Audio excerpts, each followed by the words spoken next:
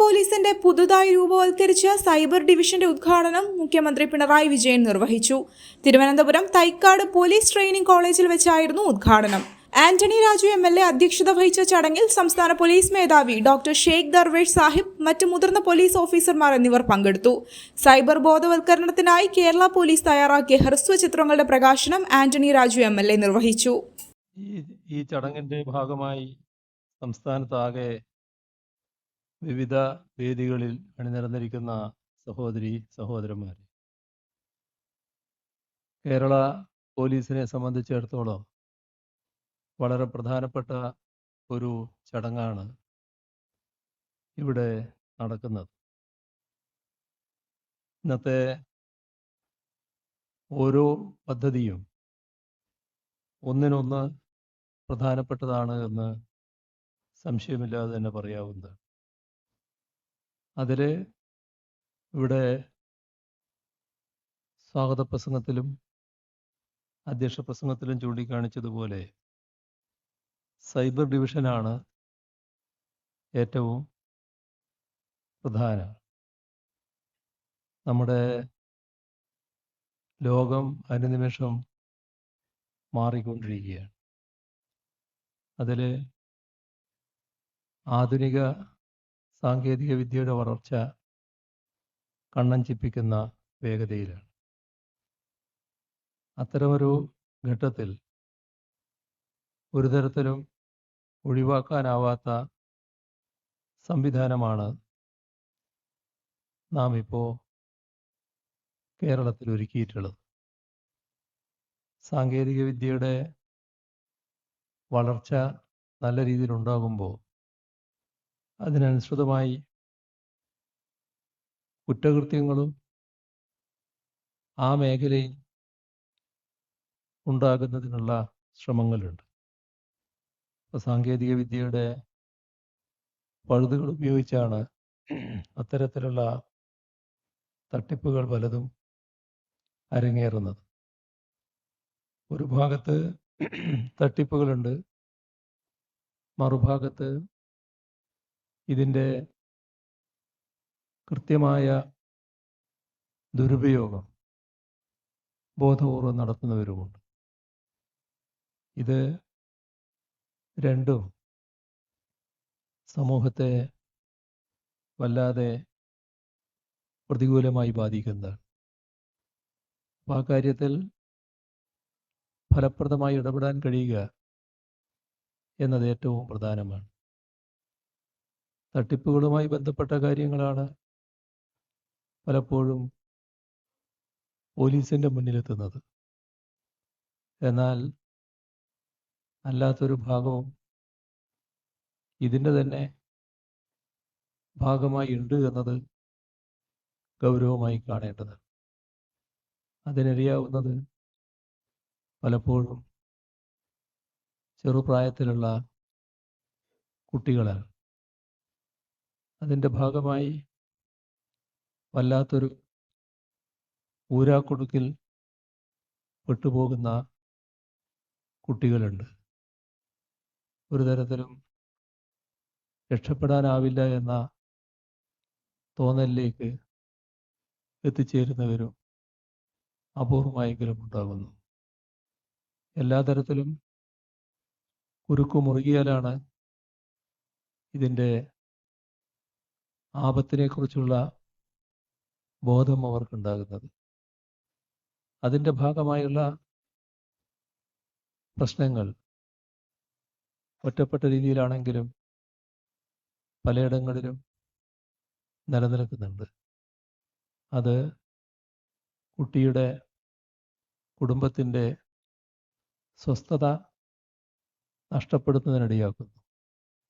എങ്ങനെ രക്ഷപ്പെട്ടു വരുമെന്നതിനെക്കുറിച്ച് രക്ഷിതാക്കൾക്കും വേണ്ടത്ര നിശ്ചയമില്ലാത്ത അവസ്ഥ.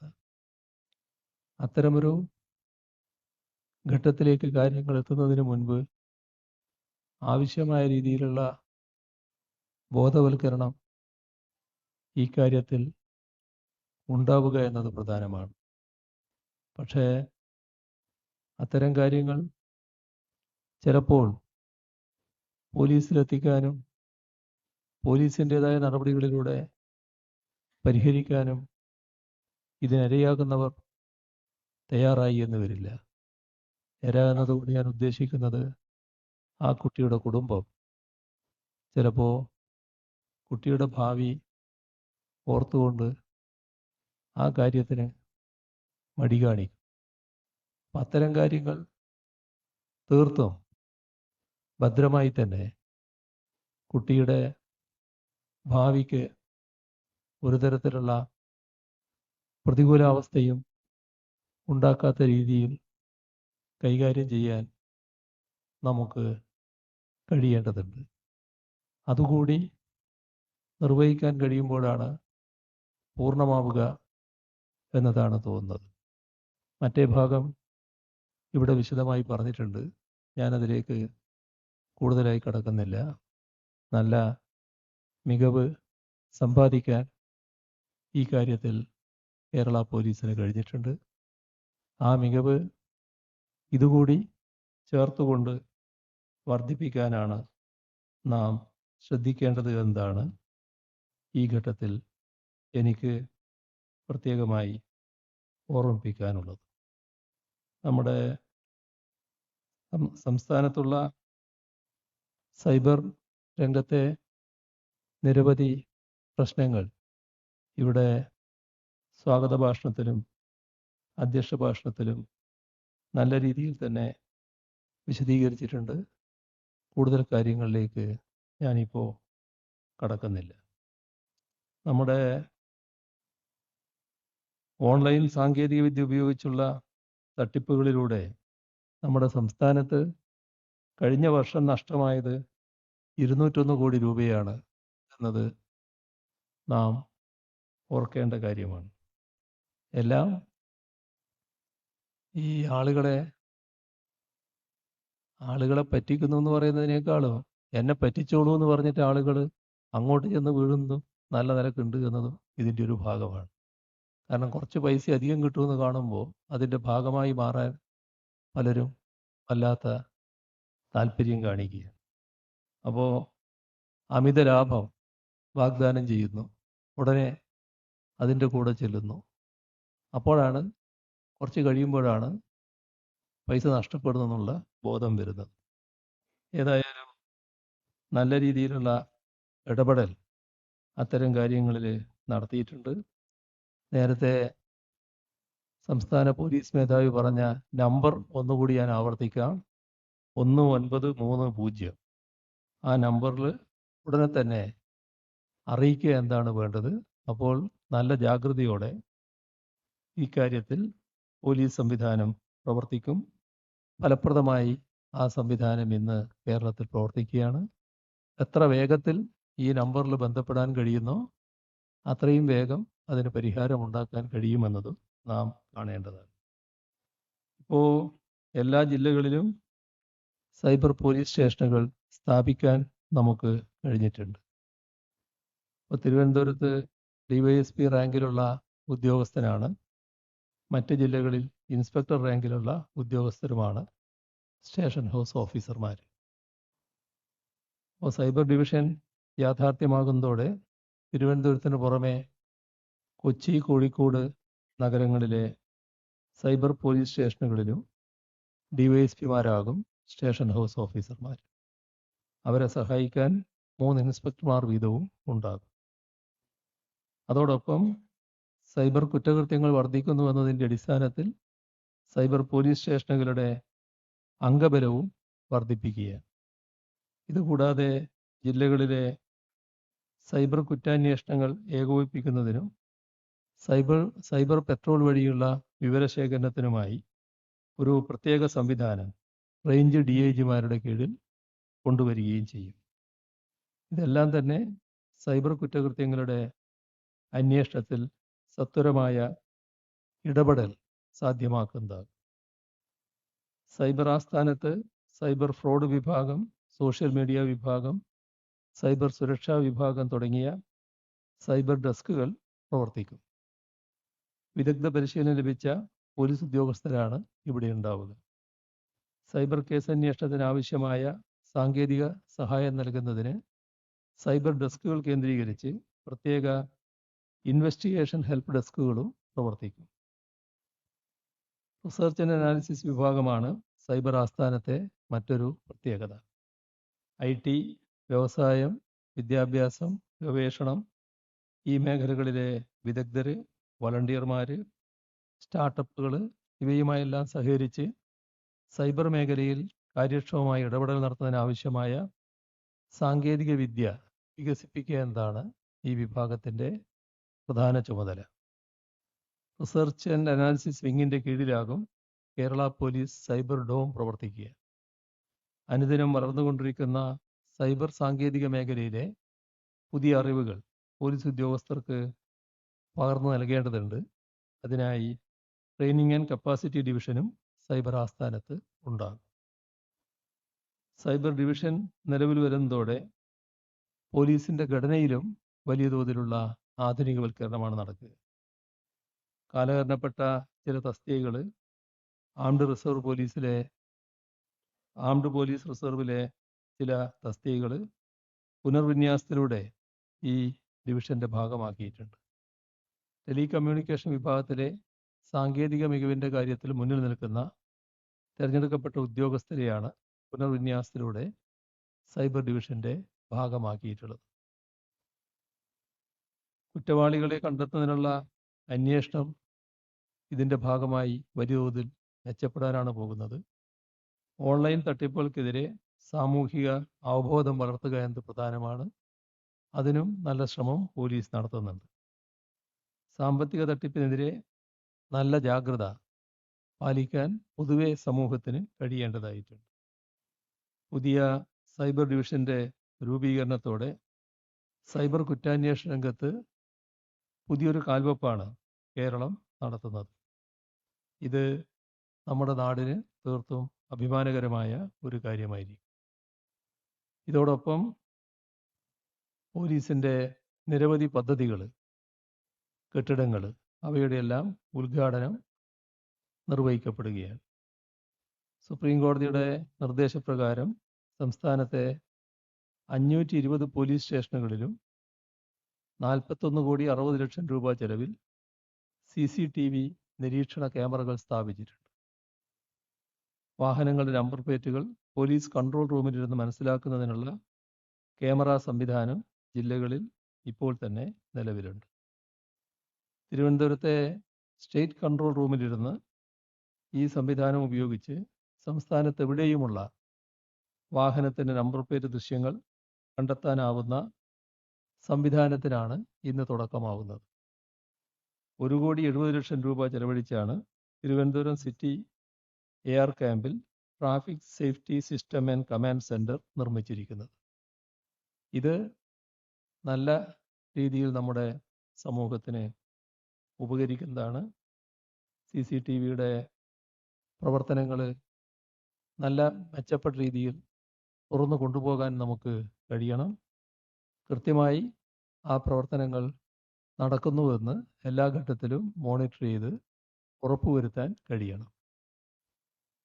അതോടൊപ്പം ഇവിടെ നേരത്തെ പറഞ്ഞു കഴിഞ്ഞു, കൊല്ലം സിറ്റിയിലെ ശക്തികുളങ്ങര പോലീസ് സ്റ്റേഷന് വേണ്ടി നിർമ്മിച്ച പുതിയ കെട്ടിടം, Karunagappally police control room, Changanassery sub division office കെട്ടിടം, ഇടുക്കിയിൽ ഡോഗ് സ്ക്വാഡിനായി നിർമ്മിച്ച കെട്ടിടം, തൃശ്ശൂരിൽ കേരള പോലീസ് അക്കാഡമിയിൽ ലൈബ്രറിക്കായി നിർമ്മിച്ച കെട്ടിടം,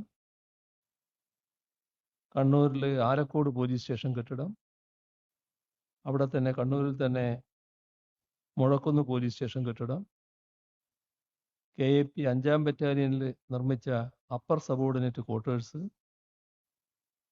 സ്പെഷ്യൽ ഓപ്പറേഷൻ ഗ്രൂപ്പിൽ നിർമ്മിച്ച 4 ലോവർ സബോർഡിനേറ്റ് ക്വാർട്ടേഴ്സുകൾ, ഇവയുടെയെല്ലാം ഔപചാരികമായ ഉദ്ഘാടനവും ഇന്ന് ഇതോടൊപ്പം നടക്കുകയാണ്. പോലീസ് സേനയുടെ പ്രവർത്തനങ്ങൾ കൂടുതൽ മികച്ചതാക്കാൻ ഈ എല്ലാ സൗകര്യങ്ങളും ഉപകരിക്കട്ടെ എന്ന് ആശംസിക്കുന്നു. കഴിഞ്ഞ നാളുകളിൽ ഏർപ്പെടുത്തിയിട്ടുള്ള സൗകര്യങ്ങൾ നാടിന് ഗുണകരമാകുന്നുവെന്ന് വ്യക്തമാക്കുന്നതാണ്. നമ്മുടെ നാടിൻ്റെ സേനക്കും അതിലെ വിവിധ സംവിധാനങ്ങൾക്കും ലഭിച്ചുകൊണ്ടിരിക്കുന്ന അംഗീകാരങ്ങൾ. ഇത് നിങ്ങളുടെ ഏറ്റവും വലിയ പ്രത്യേകത ഈ നേട്ടങ്ങൾ പോലീസ് സേനയുടെ ഭാഗമായി വരുന്നത് കൂട്ടായ പ്രവർത്തനത്തിൻ്റെ ഭാഗമാണെന്ന് നല്ലതുപോലെ നാം ഉൾക്കൊള്ളേണ്ടതായിട്ടുണ്ട്. ഏതൊരു പോലീസ് സ്റ്റേഷനിലും പോലീസുകാർ എല്ലാവരും കൂട്ടായി പ്രവർത്തിക്കുമ്പോഴാണ് അതിൻ്റെ മികവ് വർദ്ധിക്കുക. സംസ്ഥാനത്തെ സാധാരണ പോലീസ് സേനയിൽ പുതുതായി വരുന്ന ഒരംഗം മുതൽ സംസ്ഥാന പോലീസ് മേധാവി വരെയുള്ള പോലീസ് സേനയിലെ അംഗങ്ങളാകെ പോലീസ് സേനയുടെ ഭാഗമാണ് എന്ന തിരിച്ചറിവോടെ ആ കൂട്ടായ്മ ശക്തിപ്പെടുത്താനാണ് നാം ശ്രമിക്കേണ്ടത്. എപ്പോഴും കൂട്ടായ്മയുടെ ഭാഗമായി തന്നെ ഒറ്റക്കൊറ്റക്ക് നിർവഹിക്കേണ്ട ചുമതലകളുണ്ടാവും. ആ വ്യക്തിപരമായ ചുമതലകൾ കൃത്യമായി നല്ല ജാഗ്രതയോടെ നിർവഹിച്ചു പോകാൻ കഴിയേണ്ടതുമാണ്. ഒരു പോലീസ് സേനയിലെ അംഗത്തിൻ്റെ ജാഗ്രത എപ്പോഴും ഉണ്ടാവുക എന്നത് ഏറ്റവും പ്രധാനമാണ്. അത്തരം ജാഗ്രത ചില ഘട്ടങ്ങളിൽ നമ്മുടെ വിവിധ തലങ്ങളിലുള്ള പോലീസ് ഉദ്യോഗസ്ഥർ പ്രകടിപ്പിച്ചപ്പോൾ വൻപിച്ച നേട്ടം സമൂഹത്തിന് ഉണ്ടാക്കാൻ കഴിഞ്ഞിട്ടുണ്ട് എന്നതും നാം പ്രത്യേകം ഓർക്കേണ്ടതായിട്ടുണ്ട്. അനാവശ്യമായ ഈഗോവും കൊണ്ട് നടക്കുന്ന നില ഒരു തരത്തിലും ഉണ്ടാകാതിരിക്കാൻ പ്രത്യേകം ശ്രദ്ധിക്കണം. പോലീസ് സേനയുടെ ഈഗോ ആണ് പ്രധാനം. പോലീസ് സേനയുടെ ഭാഗമായി നിൽക്കുന്നു എന്നതാണ് ഏറ്റവും പ്രധാനമെന്ന് മനസ്സിലാക്കി ആ പോലീസ് സേനയുടെ മേന്മയും മികവും വർദ്ധിപ്പിക്കുന്നതിനായിരിക്കണം പ്രവർത്തിക്കുന്നത്.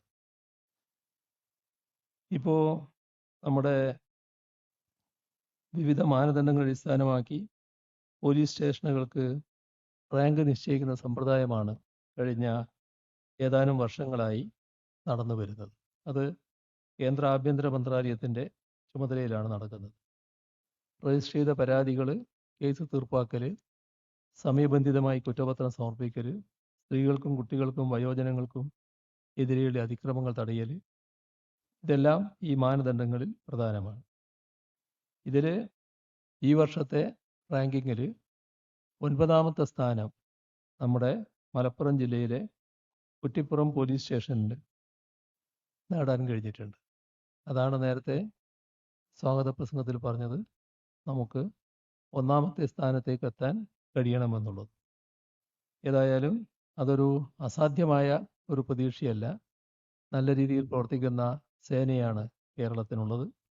നല്ല നിലക്ക് നിങ്ങളുടെ പ്രവർത്തനം തുറന്നു കൊണ്ടുപോയാൽ സംസ്ഥാന പോലീസ് മേധാവി നിങ്ങളുടെ മുന്നിൽ പ്രകടിപ്പിച്ച ആ പ്രതീക്ഷ യാഥാർത്ഥ്യമാക്കാൻ കഴിയുമെന്നതിൽ സംശയമേയില്ല.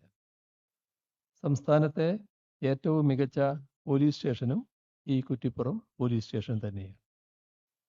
അവാർഡിന് അർഹമായ കാലഘട്ടത്തിൽ കുറ്റിപ്പുറം പോലീസ് സ്റ്റേഷനിൽ ജോലി ചെയ്തിരുന്ന സ്റ്റേഷൻ ഹൗസ് ഓഫീസറെയും മറ്റ് പോലീസ് ഉദ്യോഗസ്ഥരെയും ഈ ഘട്ടത്തിൽ ഹാർദമായി അഭിനന്ദിക്കട്ടെ. കേരള പോലീസിൽ പുതുതായി രൂപീകരിച്ച സൈബർ ഡിവിഷൻ്റെയും പോലീസ് സ്റ്റേഷനുകളിലെ CCTVകളുടെയും traffic safety system and command സെൻറ്ററിൻ്റെയും നേരത്തെ സൂചിപ്പിച്ച എല്ലാ കെട്ടിടങ്ങളുടെയും ഔപചാരികമായ ഉദ്ഘാടനം വളരെ സന്തോഷത്തോടെ നിർവഹിച്ചതായി അറിയിച്ചുകൊണ്ട് അവസാനിപ്പിക്കുന്നു. നിങ്ങൾക്കെൻ്റെ സ്നേഹാഭിവാദനങ്ങൾ.